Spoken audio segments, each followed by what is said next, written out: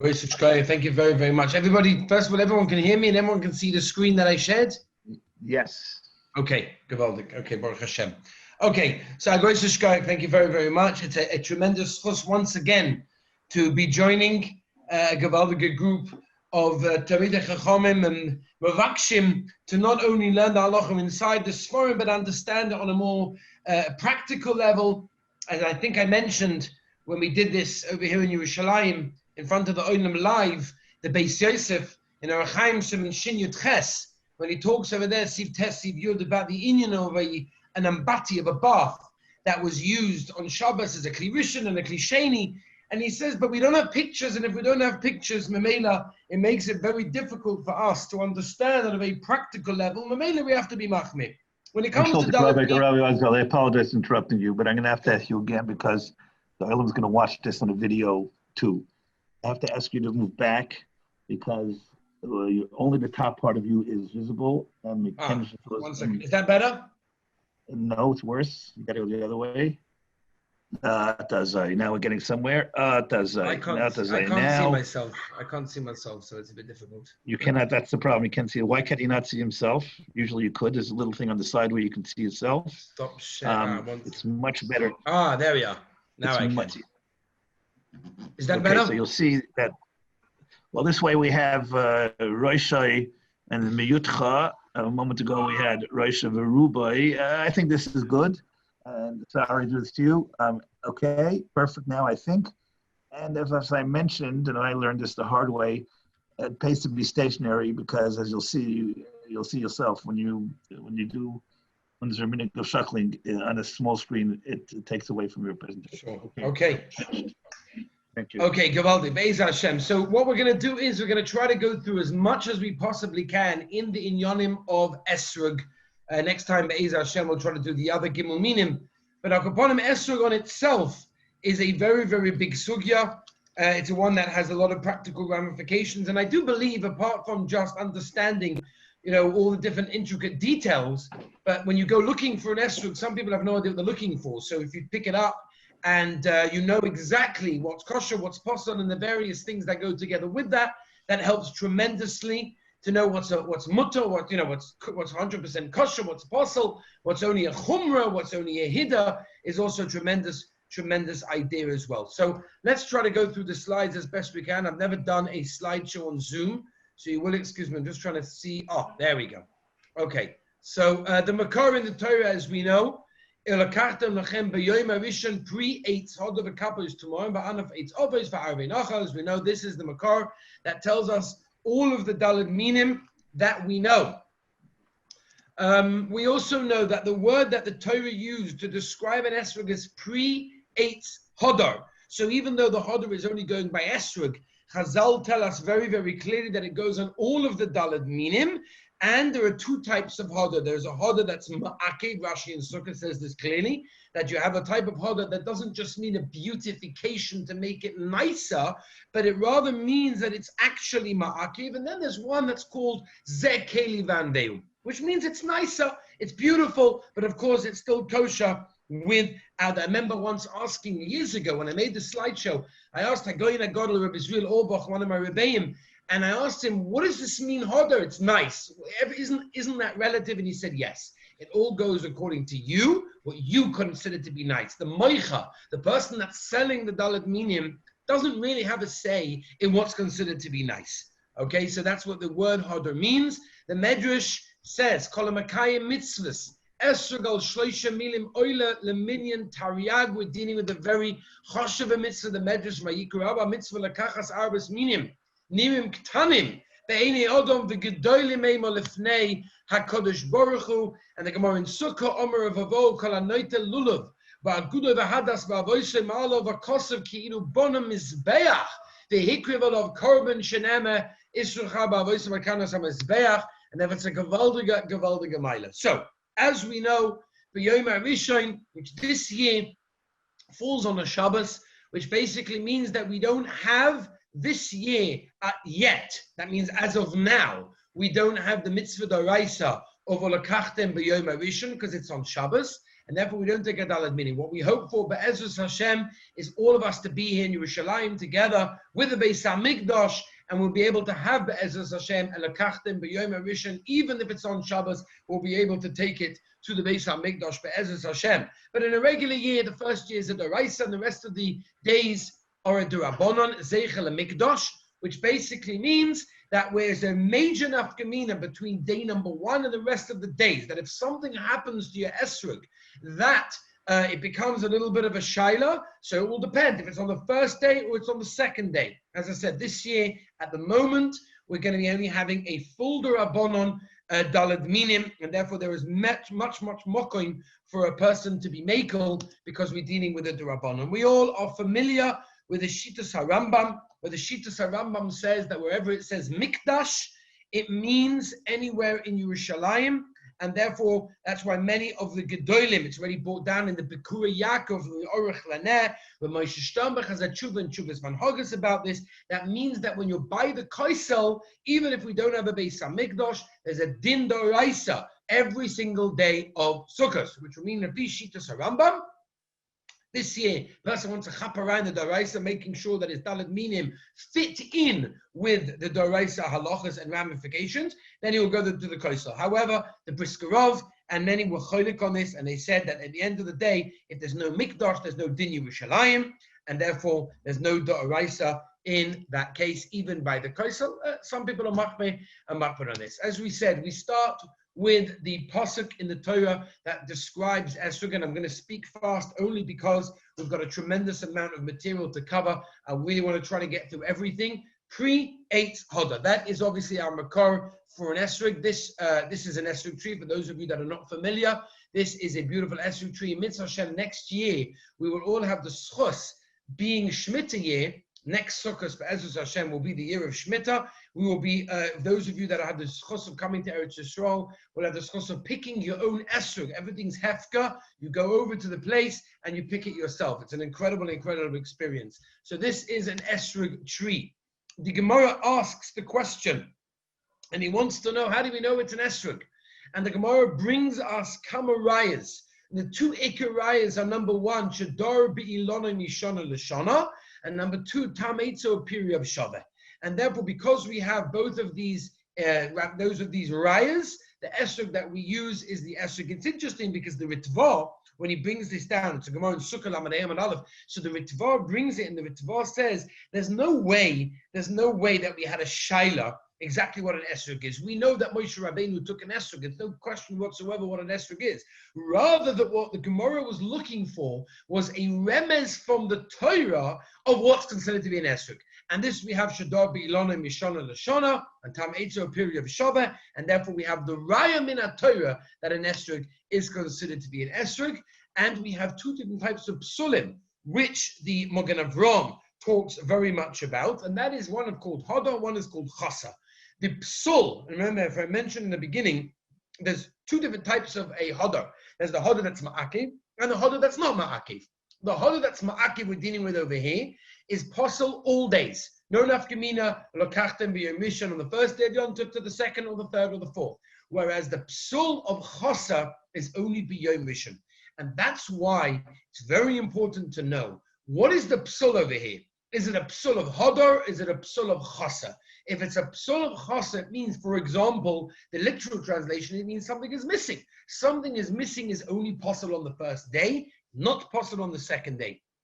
Which will mean this year until now that basically most of the shilas of chasa, a person scratches it with his nail to get rid of, something which he sees a black dot and, the juice comes jerting out and he's like, oh, I made something chasa over here. It will only be possible on the first day, which as of now doesn't exist because it's a Shabbos Kodesh. Okay, let's begin with the Mishnah in Sukkah Lamadalad on the base, where the Mishnah in Sukkah says Esuk Hayovesh is considered to be possible. Right? It's considered to be possible, and therefore a person has to be careful. Now, I don't think it's so nagaya in this situation. You see this esrog, nobody's going to pick up this esrog and use it. Or the example is, this is a picture that I took in one of the pardesim that I went to take pictures. I saw such an esrog, very, very interesting. Right? The test that the Shulchan Aruch brings us is to take a string and insert it from end to end, and this way you can figure out whether or not inside it still has a little bit of moisture.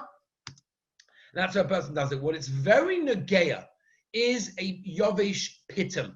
That means the etrog itself might be a wonderful etrog, but the pitum sometimes, because it's very thin and it's exposed to the sun, will often become yovesh. Now, you have to know, we'll discuss it when we get to pitum, exactly what is the definition of a pitum.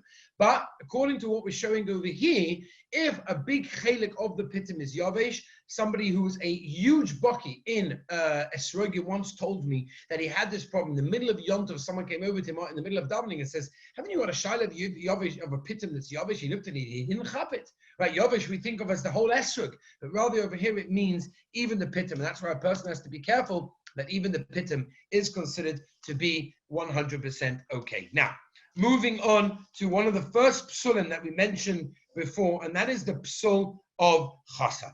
Right, as we mentioned before, chasa is one of the psulim. The Mishnah tells us very clearly, chasa kol shehu is going to be pasul. Right, even on the first day, that's a doraisa. Now, only on the first day. Now, what's the reason why chasa is pasul? So Rashi, the Rosh, and many others say that because the pasuk says ulokachtem.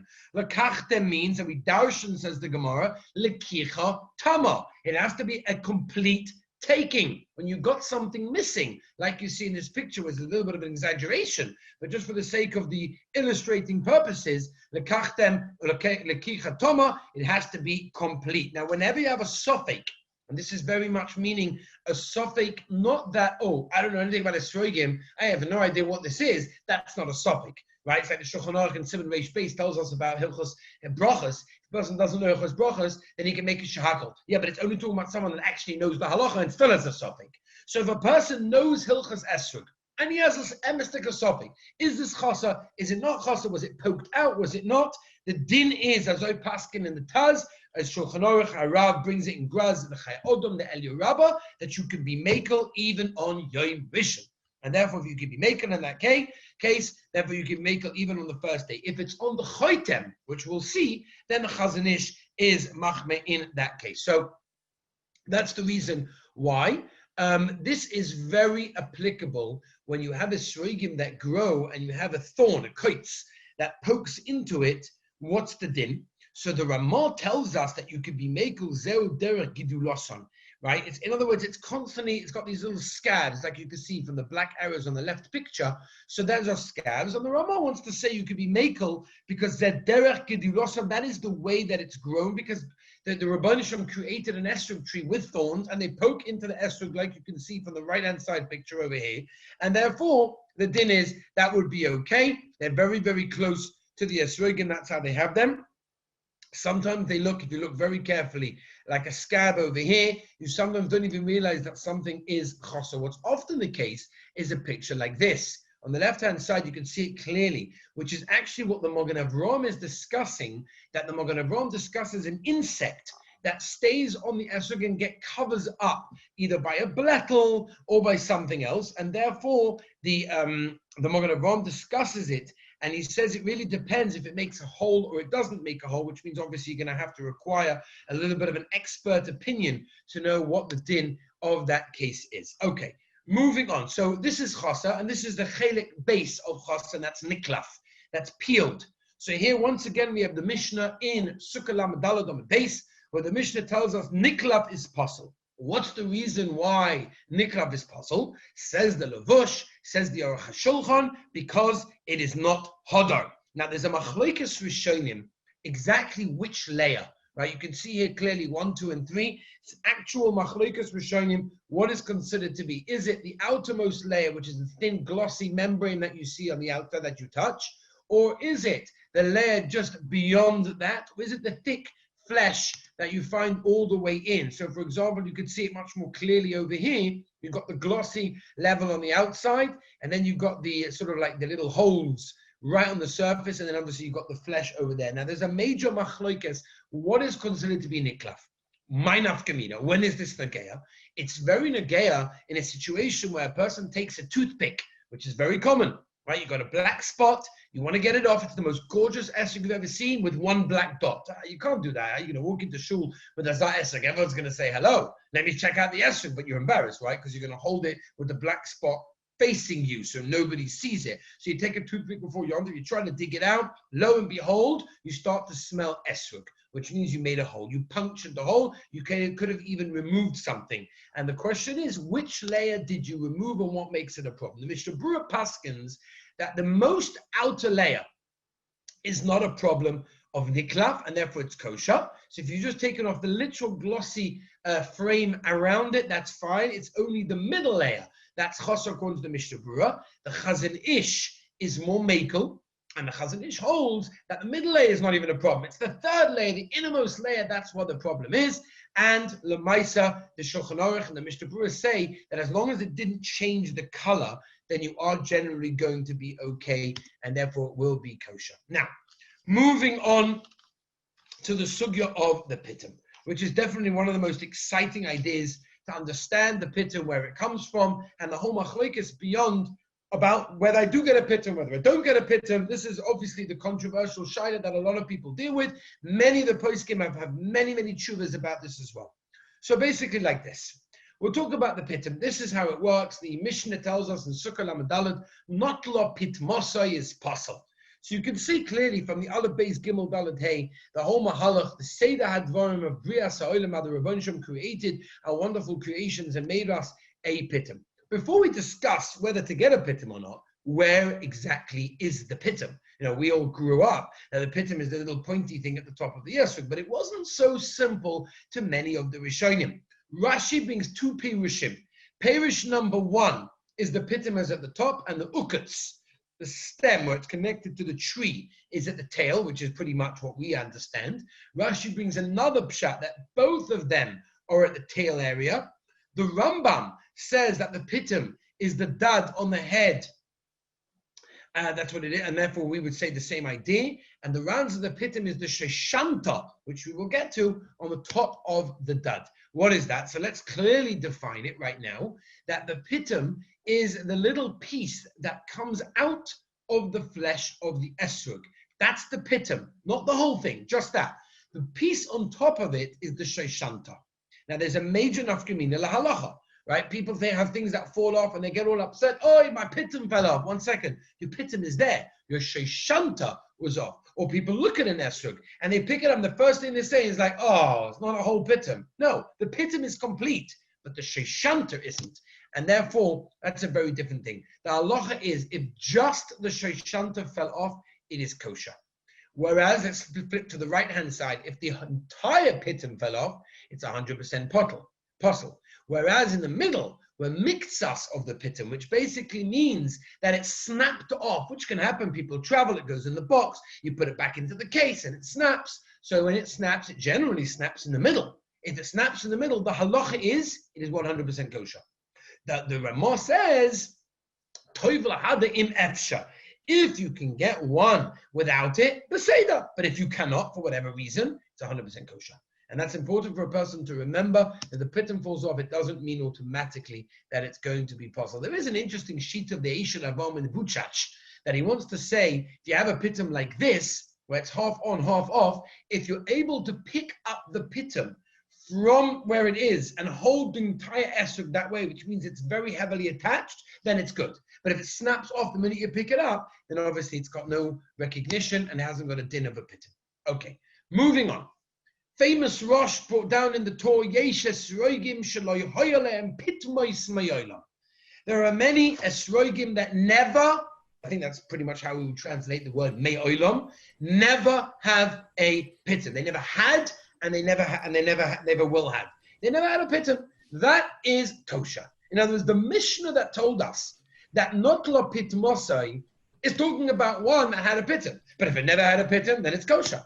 Now we have to understand what that means. Right? What exactly is the definition? Let's take our regular esrog tree and see the Seder Hadvarim of how it's made. This is the first possible stage that you will see in an esrog, which moves on eventually to the buds opening up, and it makes something. Okay, you can see something clearly happening over there. That's pretty clear. Let's move on. Okay, so here it is again, and it's been magnified, but it's a very small little piece. And there something happens. And there something seems to come off. And there you already see a bunch of them without. And there it is. So how can you tell me that the Rosh says that it's kosher if it never had a pitum, meaning it never had a pitum? Here it had a pitum. It clearly had a pitum. Okay? So if that's the case, it had a pitum and it fell off. So if it had a pitum and it fell off, how can it possibly be kosher? So nowadays, they have all sorts of sprays, right?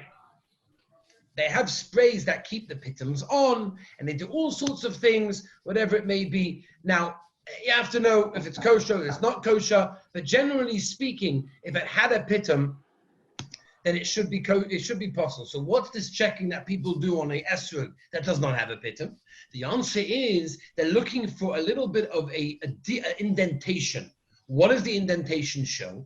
The indentation shows that it had a pitum, but it fell off so early that now already it's not considered to be ever having a pitum, which means like this. The poskim say that if it had a pitum at such an early stage, when it wasn't even an esrog, because it wasn't the sheer esrog, and it fell off, and now it's much, much bigger. The time that it fell off it wasn't even an esrog. It was just a plant. It was just something. And therefore, if that's the case, they're looking for an indentation because it shows that it fell off very, very early on in the game. And therefore, because of that, that's the reason why they're looking for the indentation over there. Now, that will be the halacha over there. Again, just to mention a couple of ideas, there were many poskim that held that you're not allowed to take an esrog without a pitum. In fact, many poskim held that you cannot even make a bracha on an esrog without a pitum. Because again, the Rosh said it never had a pitum. This one had a pitum. So what are you meant to do? So again, that's why some of the poskim say, chas v'sholom, not to be moitzi lazum klal Yisrael. Klal Yisrael, many people in klal Yisrael take without a pitum, and it's kosher, and it's 100% mahadrin min mahadrin, and it's fine. Again, there are those who are machmeh and say lechatchila it's definitely better to have one that is having with a pitum, because then it's the kuli alma good. But again, if it fell off early enough in the game, then it's going to be okay, as long as someone checked to make sure that it didn't just snap off in the factory or in the pardes as they're packing it, or the guy who's got it in his shop, in his store, and all these sorts of things.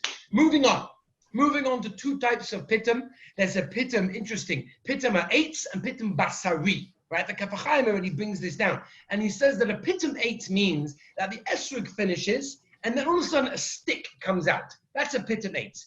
A pitum basari, says the Kaf HaChaim, it's like this is an example of pitum basari that you could see even when it's closed, that it's a flesh of the actual esrog that keeps on going, and therefore that's that will be the difference. And the nafkamina would be if it fell off. If it's a pitum basari, you might have to be more machmeh because that's a chelik of the actual esrog. Moving on to the uketz. The uketz, as we know, is the stem of the esrog, which basically, as it was attached originally to the tree, and opposite the pitum. Okay, if it's missing, it's puzzle. It doesn't work. How much is missing? How much is missing?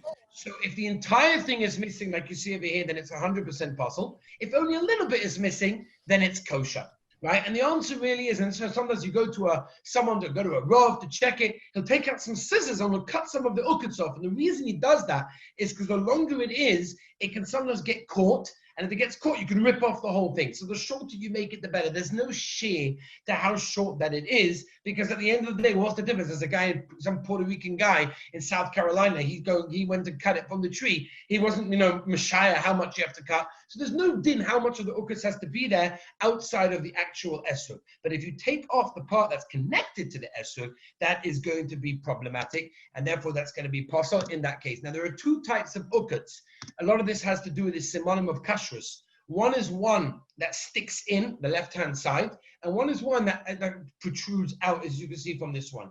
Interestingly enough, the Mishnah Berurah says that one of the simonim of a kosher esrog is the left-hand side. The fact that it goes in, it's immersed inside the esrog, that's a simone kashrus. And I will tell you that Tiferes Yisrael in the Mishnayos brings a beautiful idea of how a person should look for a Mahuda esrog is symmetrical. that like the left-hand side picture, that the esrog, the pitum and the ukuts are symmetrical, or at least close to that. Whereas the one on the right, here's the ukuts over here, and here's the pitum over there. There's no, is it kosher? It's 100% kosher.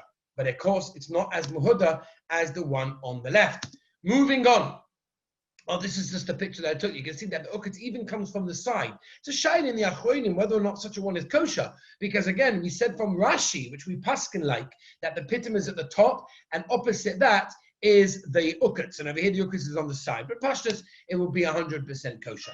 Moving on to a very important idea, and that is the colors. Now, this is probably one of the most important and nogea shilas when dealing with an esrog, shinei maret, different colors, different spots, and there are two major shilas. And Rabbi said, if you listen carefully, when you pick up an esrog, Mitzvah Hashem, very, very soon, and you want to know straight away, do I spend time on it? These are the things you have to know: the color and the location. First of all, there's something called a chazozis. Now, a chazozis, the Mishnah in Sukkah Lamadalad and base tells us that if it's on the roiv, it's pasul. On 2-3 paces, then it's not good. It's not negea. The Rishonim say, the Rosh, Rashi, that if you poke it, then pus will come out. We're not going to have that. Chazozas nowadays are just bumps, right? For example, here's a picture that I took. It has a bump, 100% kosher. Maybe not as muhuda. This one, another one, 100% kosher. Maybe not as muhuda, but it's definitely kosher because it's not the chazos. It's not the chazozas that they were talking about. The most negea are the colors. Okay, there are many colors that you find on the esrog. You got black, which is 100% pasul, white, which is obviously pasul, brown and red, which are, brown is kosher and red is a machlokes. Now you will find these things everywhere. Sometimes you could just take them out with a bit of thumbtack or blue tack, whatever you call it. You just poke it out nicely. Doesn't do anything better than taking a nail or taking a toothpick, and this way that will come out in that case. Now, sometimes you have what we call something called manuma. Manuma is a big sugya. Let's talk about the Hilchos Ksiva Sefer Torah. For example, I'll tell you a shaila that the Rashba talks about. The Rashba talks about a shaila of somebody that was a sofer, big Yerushalayim. He wrote the entire Sefer Torah, leaving out Hashem's name. And at the end of finishing all Sefer Torah, he went to the mikvah. And then he wrote Hashem, Hashem, Hashem. He wrote all the Shem Hashems afterwards, after going to the mikvah, rather than going between each one. And the problem was that the ink looked different, because it was such a long period of time between it was first written to afterwards filling in all the blanks, that it came out that it was a problem, because it was menuma. Menuma means like a leopard, has spots there. It doesn't look nice. It's a shaila, but Psol and Esrog could have a very similar shaila. But what's more negea are the black dots. And the question on number one, where are they? Mishnah, Lamed Daled, Omed Beis in Sukkah tells us a lot of these things over here. What is the problem? So let's have a look. Number one, roiv. The definition of roiv means that any direction you would hold the esrog, you would find these black dots. There are basically 3 dots or 2 dots, and you would find them in any direction when you hold the esrog. Now here there's a machlokes between the Mishnah Berurah and the Chazon Ish. The Mishnah Berurah says, I don't care how much area space of the esrog they take up. At the end of the day, you could see it and you turn it this way and that way, that's gavaldik. The Chazon Ish held no, that it has to be that if you theoretically slice it in half, like the picture on the left, and you would put a string around the 3 dots, it would take up most of the area. Most posts can go with the Mishnah Berurah, which comes out to be a chumrah, which if you find that on both places, on both sides, both edges, it will be pasul. Says the Gemara, that means, I want to save you some time. If you're looking for a gavaldige esrog, don't spend time looking at the bottom. The first thing you do, look at the chotem. Where's the chotem? Rashi tells us, but the line is number 1. The Rosh is pretty much how we paskin, which is the whole chelik from as it slopes up, and then the Ran and the Rambam. But if we're paskining that it goes all this area over here, right, from where it slopes up inwards, that means this is the most choshev part of the esrog, and if there is 1 dot on this part, the whole thing is possible. I don't care the rest of the esrog is clean. If there's 1 dot on one direction, it makes the entire thing possible. Now there's an obvious question. Every esrog has a different chotem, right? For example, this one would be over here. This one would be an easy one over there, right? This one goes all the way down over here, which means that it's a very big chotem. And if it's got a very big chotem, it's going to be a lot more machmir, because it means you're going to find problems with it.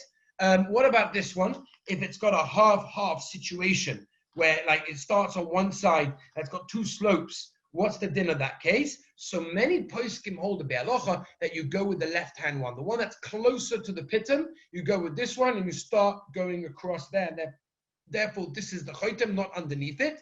Every esrog has its one. There's a shine in the be'alocha. What about an esrog like this? It starts sloping in straight and it slopes in again. So according to be'alocha, pashas, it will be the second one that is closer to the pitum.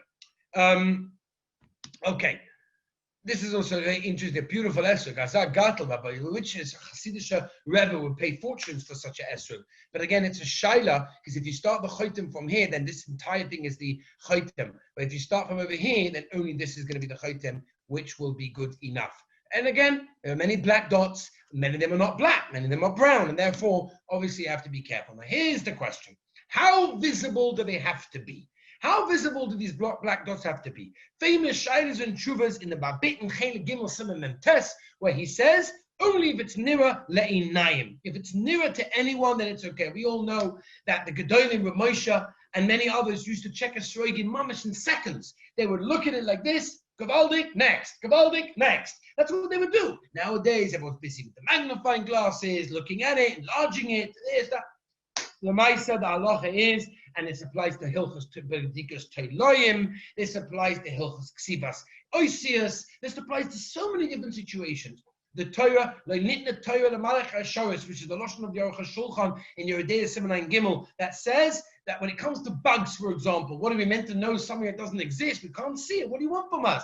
Le'nitna Torah L'malach HaShoris. And therefore, only if you can see it clearly, it's got a din, like the Chazon Ish's Lashon is, it needs histaklus, it's to stare at it. That's not good enough, meaning it would be okay. Some hold 60 centimeters away from your eyes. That's what you're looking at, which, by the way, it's a machloikas if it's a patur ba'alma or it's a sheir and the issa, but already we're not going to go too mayrich in that sugya, and therefore that's all you have to know. Let's go on with the blettel, because the blettel is the second most important and the geya shaila that could be found over here. And that is, there are two reasons. A blettel, as we know, is Yiddish for the word leaf, and there are two reasons that it can come. A blettel can come, my bit says this, in Chele Gimel, that it can come from a leaf, or it can come from a scratch, from a thorn, or from a leaf. The Ramah says very clearly in Sif Yud Gimel that a blettel is kosher. It's a mara of the esrog, and therefore it is okay. However, there are certain types that are not good. For example, if it's raised up, then it's only kosher b'shas apak. If it's not raised, which is basically most of ours are all pretty much smooth, you may feel the difference of quality on the esrog, but it's raised, that's 100% kosher, even if it's on the chotem, which is why they spend so much time and effort making sure that their esrogim are looked after in that way. You'll find blettelach all over their esrogim, 100%. Let's make this clear. It's kosher, 100%. It's maybe not as mahuda as one that has got 0 on it, but it's definitely considered to be kosher. Obviously, Naki Legami, the Shulchan Aruch HaRav, the Pri Megadim, the HaEysonim, if you can get one that's totally clear of blettelach, that is mahadrin and a mahadrin, and even, say the poskim, that you have a blettel on the esrog pitum itself, the pitum, the highest of the esrog, the crown, the keser of the esrog, it's still got a din that it's 100% kosher. Interesting, some sofa and sukkah lamed vav that says that sometimes in the middle of sukkahs, they'll have a situation where the esrog will get brown due to handling, right? You're touching it, you sweat your hands, you're shuckling, you're doing the nanuim, gavaldik, but it goes brown. Says the Chassam Sofer, Zehod Hadura, this is gavaldik, this is beautiful. Says Reb Chaim Kanievsky, Pshat in the Chassam Sofer. That doesn't mean that this esrog is more muhuda than a clean one. It just means that if you have one like that, then it's okay, and it's 100% good, no problem whatsoever. Rabbi Yaakov Kamenetsky Zatzal used to say it's a shvaket, it's a shvach to the Baal HaEsrog. It means he's holding it properly, and he's doing it properly, not just holding it for a few seconds and putting it down. And therefore, faket is a gavaldik shvach to him. Moving on, when it comes to the tzura of an esrog itself. So it comes to the tzura, we know that the Mishnah tells us very, very clearly that when you have an esrog ha'ogel kakado, it's 100% possible, and esrog ha'ogel means it's totally rounded. I showed these shilas to Rabbi Israel Orbach, and he showed me, he said, this one maybe is totally round, there's no tsura to it whatsoever, but this one has more of a tsura, it's actually quite a nice one. Many people would take such an esrog, and therefore that's 100% okay. And obviously, we talked about in the Gemara, he talks about whether or not a person can put it into a jar and form it in that way. And then we have, of course, the Mishnah, Yerach Kikarti Rav Meir Kosher Rav Yehuda Apostle. And what does that mean? The Shulchan Aruch quantifies Tofresh Mem Ches, that if it's mamish like grass, very, very green. By the way, many people in Eretz Yisrael, or when you come to Eretz Yisrael, you notice that the esrogim here are much greener than your ones you find in Chutz La'aretz. The reason is because they cut them very, very late. The ones you get in Chutz La'aretz have already been cut a few weeks ago. They're already ripening, and therefore they're on your way. They're probably there already now. They've probably been there for a few weeks. Therefore, they're ripening into yellow. Whereas the ones they cut here, they stay right till the end to get a little bit bigger, and therefore they're much greener. But that doesn't mean that they're going to be possible. It's going to be totally, totally dark green. Rabbi Yashiv Zatzal, Rabbi Zolobach told me that it's fair, Rabbi Yashiv Paskin, that Lemaisa, we don't have esrogim that have such a greenness, which is very good to know. A lot of the esrogim we do find are considered to be green. And therefore, according to most Gedolei Poskim, that there is no problem with such a one over there because we don't have the greenness that Chazal passled and therefore would be okay. Interestingly enough, the Shulchan Aruch says that if you take a green one, as long as it's going to turn yellow, it's kosher. Even though right now it's green, but it's going to go turn yellow, it's okay. The Mishnah Berurah says it's better to take one that is already going yellow. It's good to have a look one that's already going yellow. Right? And what's the reason for that? The reason for that is very simple. Because we're not sure if it's actually going to go yellow. We don't know. And therefore, we don't know it's going to go yellow. When I find one that's almost going yellow, so then it means that it's on its way and it's okay. And that's why the Mishnah Berurah says, also the Shulchan Aruch HaRav says another svara is a word that maybe it's not finished yet. If it's not finished yet, it's not fully ripe and it could make problems. The way to do it is, and listen carefully, is you take a red apple, you pull off the stem, which releases the juices, put it into a container like this, put it next to the esrog and close it. Make sure that the ukuts, the stem, is nowhere near the apple, because otherwise the ukuts will come off. Generally takes somewhere between 1 day and 2 days to try to turn it to go yellow. Rebelsky Zatzal has a tshuva, whether you're allowed to do this on Shabbos or is it a shaila of Soveya. The size is generally not so negay. We don't get esrogim that are too small. Kebeitza, ke'egoid, machlokes in the Mishnah. We generally don't have such esrogim, and therefore it's okay. The Magen Avraham talks classically about a very, very big one. And the last shayla left here was this murkav, that a person has to be very, very, very careful when buying an esrog. The Mishnah Berurah brings 3 very important simonim. Number 1, that it's smooth, sticks out the stem, and the peel is very thin, which one, obviously the third one we can't know. But the first 2 are the simonim that it's actually murkav. Right? It's a problem, right? For example, Shlomo Zalman has a tshuva. They used to put the esrog pardesim right next to the orange and lemon pardesim, because this way the bees would go from flower to flower and give chizuk to the esrog, which is obviously, which as we know is a very shvacha one. And therefore, because it would go from one to the other, is that considered to be a shiloh of murkav, and therefore is that problematic? And obviously the difference between a lemon and an esrog is the lemon is mole, full of fruit, whereas an esrog has got, obviously, as we know, more flesh, and the taimini is basically fully flesh. And as we know, there are the various types of esrogim that we have, the chazanish, the Morocco, the taimini, the yamava, all sorts of ones that people have in a Messiah, that these ones are good. And it's very, very important for a person to realize that and know that and make sure that he has one that is 100% kosher. And we'll end with this, pre-8. Hada Elu Yisrael. This is Klal Yisrael, says the Medrash Ma Esrog. Ze yesh bo tam v'reach kach Yisrael yesh b'em b'nei Adam sheish b'em Torah yesh b'em meisim tovim. And that's a gavaldige yisoid. We're holding a Zman of El. We're holding the time that we're being oisik Baruch Hashem with Daled Minim. I see that in America the Olam are learning up the sugyas of Daled Minim, which is a gavaldige schus that I have the opportunity to be a part of this. And Be'ez Hashem, the Rebbeinu Shalom give us siyata d'shmaya with the Torah that we learn. Should give nachas ruach to the Rebbeinu Shalom. And Be'ez Hashem, we should be zoicha, all of us, to be sitting here together in Yerushalayim, Yerach Kodesh, without the word Corona being ever mentioned, with the Beis Hamikdash. Be'ez Hashem, together with Mashiach and the Shechina and all the Korbanos. And Be'ez Hashem, we should be zoicha to B'kayim the mitzvah in the proper way. Thank you very, very much for inviting me. And Be'ez Hashem, next time we're going to go through the other Gimel meaning. Shkoyach. Is there a few minutes to take some questions? Sure. Okay, so we got a couple of questions about chazazis.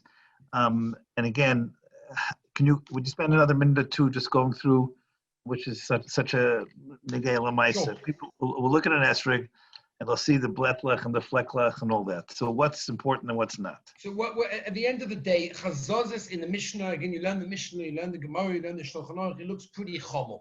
But again, that's as is written in the Rishonim already, Paskin and Shulchan Aruch, that is only something that is raised up and has even pus inside it, which is kamat, not negay. I don't think anyone has ever seen such an esrog. There's a little pimple spot that you pop it and all starts it coming out. So the chazazis that Chazal were talking about is something that we don't know, we don't hear about. The chazazis that we see is what we basically refer to as a blettel. And a blettel, as long as it's not very much raised from the actual esrog, which generally it's not, would be okay, would be 100% kosher, mahadrin, mina mahadrin.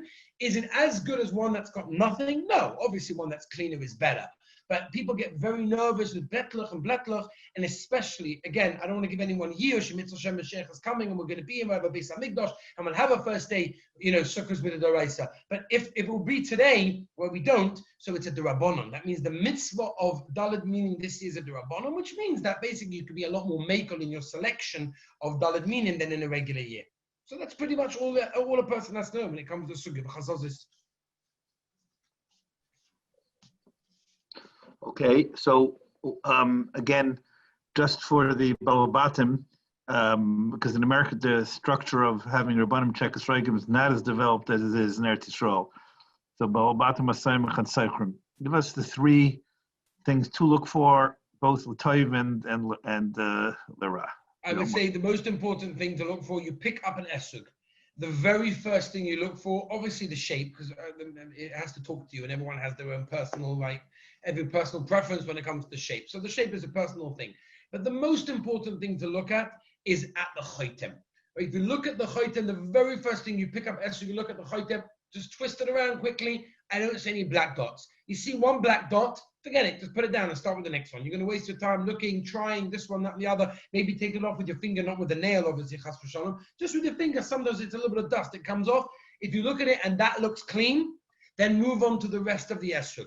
In other words, the most important thing you're looking for, kashrus-wise, not talking about hiddah, kashrus-wise, is black dots. Right, white dots we don't have, but black dots we have quite a lot. Now, sometimes they come from the risus, comes from the spray, and therefore it come off very easily with a bit of a thumbtack or with your finger, just comes off very easily. But if it's stuck on there, if it's stubbornly stuck on there, that means it's a chelik of the esrog, and therefore if it's a clear black dot that you can recognize when you look at it from a normal distance, then it's possible if it's on the chotem one, and if it's on all three sides of the rest of the esrog, it will also be possible. Therefore, the most important thing, A, the chotem, B, you look at the rest of the esrog, and then once you've done that, then you can look to make sure that the esrog where the pitum was, if it does not have a pitum, has an indentation going in, which clearly shows that the esrog lost its pitum at a very early stage. Obviously, if you're having a pitum, to make sure that the pitum is strong, make sure it's good, that the ukas is strong, and then you're good to go. Okay, two more questions came up here. First of all, I know this is a vast subject, so it doesn't lend itself to a short answer, but give it a crack. Pitum versus not pitum, in terms of kashrus and hidur, in your understanding. My chinuch was from my Rebbe, my Rav Chaim Pinchas Scheinberg Zatzal. He was very, very, very, very makpid on pitum. He held you can't make a bracha on an esrog without a pitum. I know Rav Meir Brandsdorfer Zatzal held the same way. Many of the Hasidim hold that way. But Lemaisa, and it's important to get this clear, because otherwise people will get the wrong impression and, they're looking at other people without a pitum. But Lemaisa, most Gedolei Poskim held that it's 100% okay. It's 100% kosher as long as the pitum was clearly fed off from an early stage. I personally, when people come to me with their Esrogim, I always say to them, come on. The pitum is the roish, it's the crown of the esrog. When just not that we can take a raya from that, but take a picture book. They're always going to show an esrog with a pitum. Why? Because an esrog and a pitum go together. True, it's kosher without. Many gedolei poskim paskin that way, and it's true. But at the end of the day, you cannot argue with the fact that it's more beautiful with a nice pitum, and therefore as hiddah, I think it's definitely a huge hiddah for a person to get one with a pitum. It's not stam. It's a very big hiddah. Chas v'shalom, it's 100% kosher without one. right? A person gets it with that one, it's checked by someone to make sure it fell off early enough, not just cracked off, 2 days ago by the guy before you. But at the end of the day, there's 100% a very big hiddur of getting one with a pitum. But that's okay. So the Rav is saying a vart here that a pitum is a din of hadar, and just like a nice gidul is a hiddur, and a nice color is a hiddur, a pitum is a hiddur too. And it could even be more than that. It could be more than a gidul. A gidul is, I like this one, you like that one, beseda. A pitum is a chelik of the pri. It's the keser ha-pri. It's the crown of the whole thing. It's a beautification of the zach. So therefore, and it has a kashrus issue. Right, there are poskim that hold that it is ma'akev. Maybe most hold not that way. That's true. But at the end of the day, you can't argue with the fact that A, it looks more beautiful, B, Rabbonim hold that it's more kosher, and therefore, again, I suggest, I would never tell someone they have to, but when people ask me, my bachrim, that they go to look for dalet, meaning already I've been mechanech them in the yeshiva when we go for the shuk and we go looking, I tell them, but by side, everyone here is getting a pitum. I don't even want to look at one without a pitum. Right? I assume the Rav knows. What do the B'nai Brak, contemporary B'nai Brak, Shivas, they assume they follow the Chazon Ish. What do they do there? Do they have a pitum or not? A lot of them do. A lot of them do. I don't check Chaim, out every single Chaim one, has but a a lot of pitum? them. Chaim has a pitum, yeah. And in Yerushalayim, tell me, Rav Yashem had a pitum? As far as I remember, yes. That doesn't mean that they held it was ma'akiv b'di'evet, no. But it means that they held also it was definitely a big hitter. Because and the reason I'm saying this is because, as Rav knows, many people go both ways. But if it's a din and hidur, how do you messed it? You're saying it's more important than a gidul or cleanliness. Is that what you're saying? Yeah. If you get an esrog with a nice pitum that's got a few bletlach, or you get an esrog without a pitum but it's clean legamri, personally, again, I would suggest, because pitum has a hiddur and a kashrus issue, rather go with the pitum. But again, I want to be very clear. That lemaisa without a pitum, as long as it was checked that it was from when it was originally grown, is 100%, 100 minimum 100 kosher legamri. Chas v'shalom, I don't want to be motzilaz and klal yisrael. Many of klal yisrael take without a pitum, and then that's fine. But personally, and the shimish that I received by Mordechai the Talmud, it was a Talmud Muvik of Rav Elyashiv, also stark with a pitum, one of the biggest go'inim, also when it came to Esrogim over here as well. Many of them suggest pitum. So that was the chinuch that I received, and therefore that's what I try to give over. I hear. And therefore, what is the connection? I mean, there's a Messiah somehow that a pitum also is a siman of Einai Murkav. Is that still accepted today? No, that one not. That one we don't use as a siman for Murkav, no. That's the legend. That with a pitum, it's less of a chance of our cover. It's not true, because our trees are much weaker. We require the resource, the spraying, to machazik them, to make them better, because they are naturally weaker. And therefore, you cannot say that because it doesn't have a pitum, therefore it's not an esrog. No, forget. The way an esrog, that's how some of the poskim have magdu it, the way an esrog nowadays grows is without a pitum. All right, look at the tree. Half the tree doesn't have a pitum. That means the mahalach of an esrog nowadays is without a pitum. And therefore, that's why it's not one of the Simoni kashrus. I see. Okay, last question here. In the order of the Simonim, the Rav mentioned Gartel several times. Is that important? How does that rank in the order? No.